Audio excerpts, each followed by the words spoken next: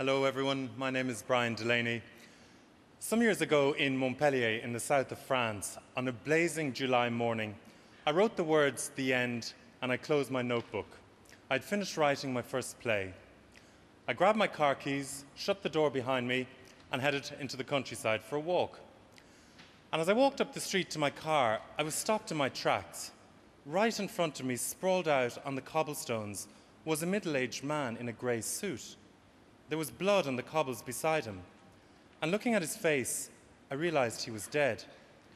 I stood there in shock. A crowd of people had gathered, and a shopkeeper had told me that just seconds before, he had thrown himself from a building.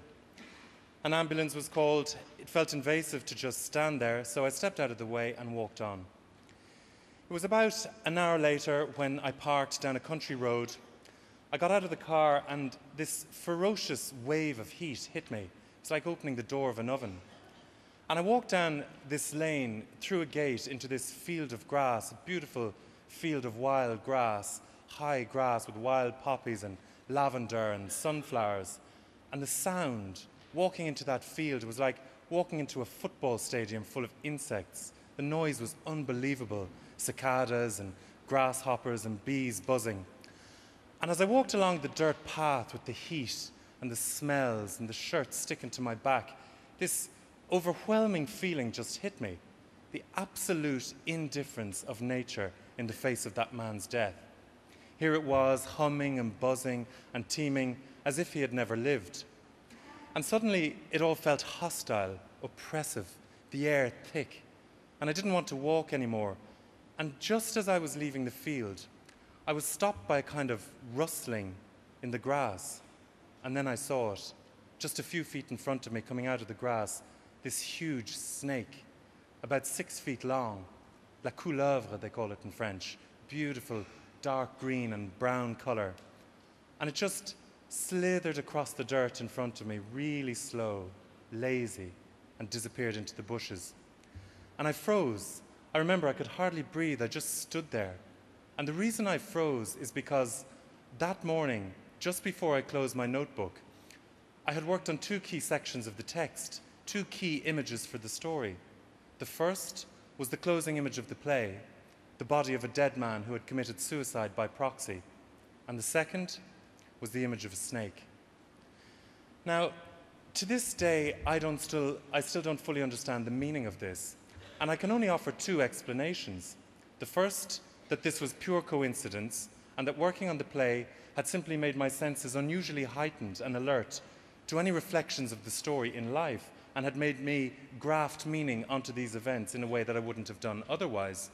The second is that there is in fact a profound connection between the unconscious and the so-called real world, that this was in fact a perfect instance of what Jung would call synchronicity, the coming together of inner and outer events in a way that cannot be explained by cause and effect, but is deeply meaningful. But whichever way you look at it, this much is true, whether through our perception or through something altogether deeper. The story that inhabits us has an uncanny knack of manifesting itself in the world. And I couldn't help thinking about that man on the cobbles. What stories must he have been carrying around inside him that led him to this? And where do they come from? From other people? From himself? And how had those stories grown in him over the years and taken on such force to drive him to climb the stairs to the top of that building? I believe that story is extraordinarily potent. All of life is lived through story. The stories we internalize about ourselves, our self-worth, our lack of it. Story is how we make meaning of our lives. Every waking minute we're bombarded by story. And when we go to sleep, we're flooded by the stories in our dreams. Stories about our deeper selves told to us by a profound and master storyteller deep within us that we don't even know. Religion is based on story. Genocide is based on story. Love is based on story. And recovery in this country, emotional, psychological, and spiritual recovery will also be based on story. The story we choose to tell ourselves about ourselves. The writer Ben Okri has said, "A people are as healthy and confident as the stories they tell themselves." But he also said, "Sick storytellers make nations sick." As a storytelling people, we're at a crossroads in this country. We need to be extremely vigilant about the stories we choose to tell ourselves. We need to make a choice between the stories that shrink life and the stories that expand it, the stories that allow us to breathe and to grow and to flourish. Hamlet said, "There is nothing either good or bad, but thinking makes it so."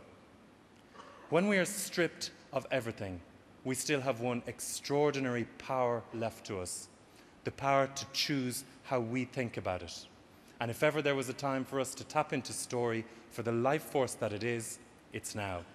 Thank you.